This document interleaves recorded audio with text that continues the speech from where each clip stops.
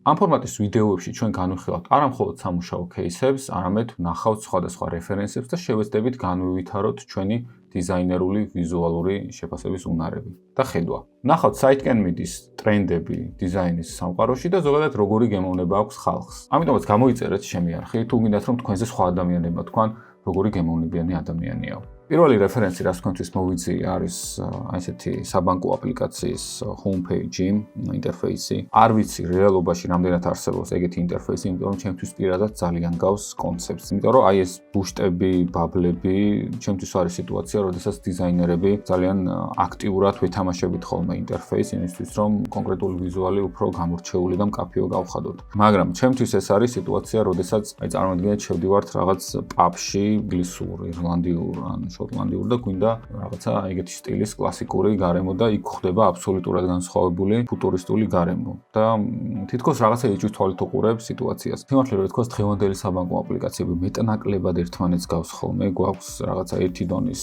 კანვასი, პირველადი ლეიერი, მერე შემოდის ბექგრაუნდები, სიღრმეები და ეგრე იქნება. აქ სხვანაირი გადაწყვეტა არის და უფრო საინტერესო არის, უფრო უცხო არის, უფრო მიმზიდველი არის და სასიამოვნო საყურებელია ჩემთვის. მიუხედავად იმისა, რომ ეფექტებით არის გადატენილი. რო გავითვალისწინოთ დღევანდელი სიტუაცია, როგორი საბანკო აპლიკაციებიც არის დღეს ტრენდებში, ეს ძალიან საინტერესო და მიმზიდველად გამოიყურება ჩემთვის. ეს რეფერენსი არის იმის ნათელი მაგალითი, რომ ძალიან ხშირად ვხედავ ხოლმე რაღაცა old school ვიზუალებს 3D დიზაინით და პლასმასის ელემენტებით, შემიძლია ვთქვა, რომელიც მე პირადად ძალიან მომწონს და დადებით ემოციებს იწვევს ჩემში. ნუ სასიამოვნო ამსხურება. ერთის მხრივ შეგრძნება მაქვს, რომ AI რაც უფრო ძლიერდება, რაც უფრო წინ მიდის და ვითარდება, ყველაფერი უფრო პლასმასის და არაორგანული ხდება, მაგრამ კარგი ამბავი ისაა, რომ აქ ეხა ჩვენ გვაქვს პერსონაჟების ვიზუალები გამოტანილი და AI იძლევა იმის საშუალებას, რომ უფრო და უფრო მეტი პერსონაჟის ვიზუალი დავაგენერიროთ და შესაბამისად უფრო მეტ ემოციასაც მივიღებთ. AI იმის საშუალებასაც გვაძლევს, რომ ჩვენი კონტენტი უფრო მრავალფეროვანი გავხადოთ, რასაც მე პირადად მივესალმები და ზოგადად იცოდეთ, რომ მრავალფეროვანი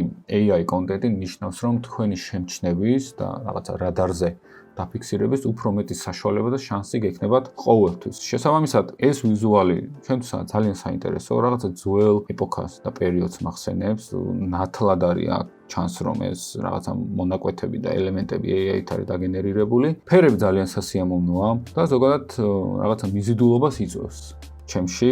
საინტერესო ვიზუალია. შემდეგი რეფერენსი, რომელიც მინდა განახოთ, ეს არის glow ეფექტი, ძალიან ტრენდულია, ძალიან ხშირად ხდება ხოლმე ციფრულ მედიაში. თუმცა ჩემთვის ეს ეფექტი აღიქმება როგორც liquid glass-ის გამარტივებული ვერსია, მაგრამ სიმართლე რომ ვთქვა, ამ სტილის ვიზუალს ადრე უფრო ინტენსიურად იყენებენ აპლიკაციებში, ხშირად ხდებოდა ბრენდინგში. ძალიან სასიამოვნო საყურებელია. ბევრ კომპანიას აქვს ბრენდინგში, შეხვედრილა რომ ესეთი სტილის რაღაცა ვიზუალური კომუნიკაციები აქვს ხოლმე დამატებული. მე პირადად გონია რომ ესეთი სტილის ვიზუალური კომუნიკაცია, გადაწყვეტები, ვიზუალი მოუშენი ძალიან დიდხანს იქნება კიდევ ტრენდში, იმიტომ რომ პირადად ჩემი ტვინისთვის სასიამოვნო აღსაქმელია, მარტივად გასაგებია ინტერფეისში რა ხდება და რაღაცა დადებით ემოციებს და შეგრძნებებს, რაღაც სიმსუბუქის და ხაეროვნების ემოციებს იწვევს ჩემს. შესაბამისად, გონია რომ კიდევ დიდხანს უყურებთ ციფრულ მედიაში ეგეთი სტილის ვიზუალს და გადაწყვეტებს. კიდევ ერთი რეფერენსი მინდა გაჩვენოთ, რომელიც რამდენიმე დღის წინ აღმოვაჩინე სიმართლე გითხრათ და ეს რეფერენსი მომეწონა, იმიტომ რომ ზოგადად ძალიან მომბესრდა რაღაც ერთგვაროვანი, ერთი სტილის მონოტონური ღილაკები, აი ერთ ფერში რო არის ღილაკი და რაღაცა მეორე ფერში გვაქვს ტექსტი ხოლმე. აქ სიტუაცია სხვანაირად არის. ამას სხვა ღილაკებისგან განასხვავებს ის ფაქტი, რომ ინტერაქტიულია და რაღაცნაირად აი წააგავს კამფეტს, ხო, რაღაც ლოლიპოპს, რო გინდა შეეხო, გახსნა, ნახო შიგნით რა არის, შეჭამო, ნუ მოკლედ ძალიან იქცევს ყურადღებას და იმის გათვალისწინებით, რომ დღევანდელი აპლიკაციების და საიტების ღილაკები მეტნაკლებად ერთმანეთს გავს და არის მოსაწყენი და მონოტონური. ამ შემთხვევაში სხვანაირად გვაქვს აბსოლუტურად სიტუაცია. ძალიან იქცევს ყურადღებას, ძალიან სასიამოვნო საყურებელია და რასთავარი საინტერესო არის, რომ აი ესეთი რაღაცა თითქოს არასტანდარტული ქცევა, რომ აი ეს რაღაცა შიგნით ეს ფერები მოძრაობს და გრადიენტი გადადის და გადმოდის და თან liquid glass-ის რაღაცა ეფექტის მაგვარი სიტუაცია არის აქაც. ყველაფერი ეს ერთად რო ავიღოთ, აი ეს პარამეტრები და კომპლექტი ძალიან სასიამოვნო საყურებელია და კარგია, რომ დიზაინერები ესეთ რაღაცებზე ფიქრობენ ხოლმე და ბრუნავენ, რომ მომხმარებლისთვის ყოველთვის ერთნაირი მონოტონური და ერთგვაროვანი და მოსაწყენი UI ინტერფეისები არ ქონდეს. კიდევ ერთი რეფერენსი, რომელიც მინდა გაჩვენოთ, არის Orb Social. არ ვიცი ნამდვილად ეს აპლიკაცია არსებობს თუ არა, მაგრამ მე პირადად დიდი ფანი არ ვარ ესეთი ინტერფეისების, სადაც დიზაინ ელემენტები ერთმანეთთან ასე მჭიდროდ არის დალაგებული. და რაღაცა ჰაერი თითქოს არ მაქვს. შეიძლება ეგეთი გადაწყვეტა უფრო მისაღები ყოფილიყო აპლიკაციებისთვის, ან ციფრული პროდუქტებისთვის, რომლებსაც ვიყენებთ იშვიათად, თვეში ერთხელ, ორ თვეში ერთხელ, მაგრამ წარმოიდგინეთ ახლა TBC ბანკის და საქართველოს ბანკის აპლიკაციების ინტერფეისი რა ესეთი იყოს რა, რაღაც ერთმანეთთან ძალიან მიკრული ობიექტები, რამდენად სასიამოვნო და ადვილი იქნებოდა მათი გამოყენება. რაღაცა ესთეტიკა აქაც არის. აიკონიც მიმზიდველია რაღაც PlayStation-ის აიკონებს წააგავს, სტიკერებიც რაღაცნაირად თანამედროვე და ზოგადად რაღაცა დიზაინ პრინციპებისთან მიმართებაში აცდენები არის. მაგრამ საინტერესო ისაა, რომ ეხლა ჩვენ რო ყველა აპლიკაცია და ციფრული პროდუქტი გავაკეთოთ სუფთა დიზაინ პრინციპების დაცვით, ძალიან მოსაწყენი და მონოტონური იქნებოდა ყველაფერი, ხო? ანუ აქ ეხლა რასაც უყურებ ინტერფეისი ისე აწყობილი, რომ სტერილურ ფერებში და ნეიტრალურ ფერებში არ არის და რაღაცა სიცოცხლე ჩანს. ეგაა კარგი და გინდა რომ რაღაცებს დააჭირო აი ამ სკრინზე მაგალითად გილაკები რაღაც ძალიან ისეა გაკეთებული, რომ აი თითქოს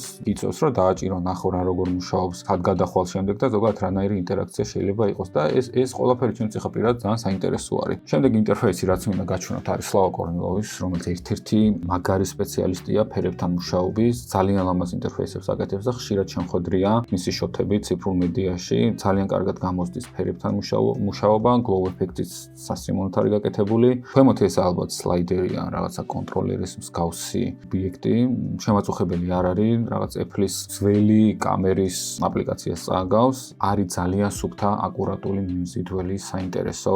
ერთი შეხედვით ხო აი მინიმალისტური და მარტივი გასაკეთებელია და სიმბოლოში ძალიან რთული გასაკეთებელია. ზოგადად რომ მოიფიქრო რა, ესეთი სტილის გადაწყვეტები, რანაირი უნდა იყოს, რა მიზანს უნდა იმსახურებოდეს, რა პრობლემას უნდა აგვარებდეს და ამ ადამიანს იმის ნიჭი და უნარი და ხედვა ყოველთვის რომ აი ესეთი სტილის გადაწყვეტები ქონდეს, რომელიც usability-ის ნაწილში არის ძალიან საინტერესო და მიმზიდველი.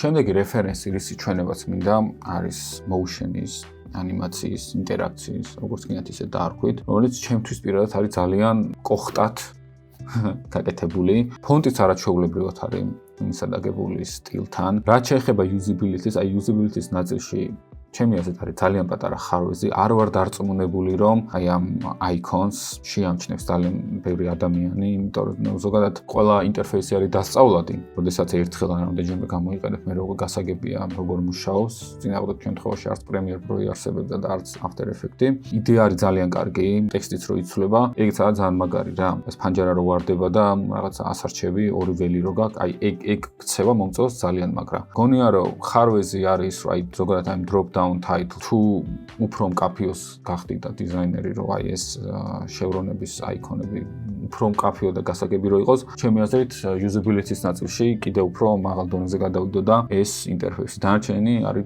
ძალიან სუპერ ქცევა არის ფანტასტიკური, რომ აი ეს ტექსტი რო იცვლება, ეგ ანიმაცია მომწონს აი ძალიან და ძალიან მაგრა არის გაკეთებული. ეს იყო დიზაინ რეფერენსების პირველი ნაწილი. ძალიან გამიხარდება თუ დალაიქებთ ვიდეოს, გამოიწერთ არხს, დამიტოვებთ კომენტარს, სად ვიყავი მართალი, სად არ ვიყავი მართალი, რაზე მეთანხმებით, რაზე არ მეთანხმებით და ასე შემდეგ. ესეთი სტილის ვიდეოები მაინდა-მაინც ბევრი არ დევს ქართულ YouTube-ზე, ამიტომაც გამიხარდებოდა თუ უკავშირს მივიღებდი თქვენგან, რომ რა გავაუმჯობესო, რა დავამატო, რა შევცვალო და ასე შემდეგ. ეგ იყო სულ დღეს. კოსტით გეხვევით, თქვენი გიბის სიხარულიძე.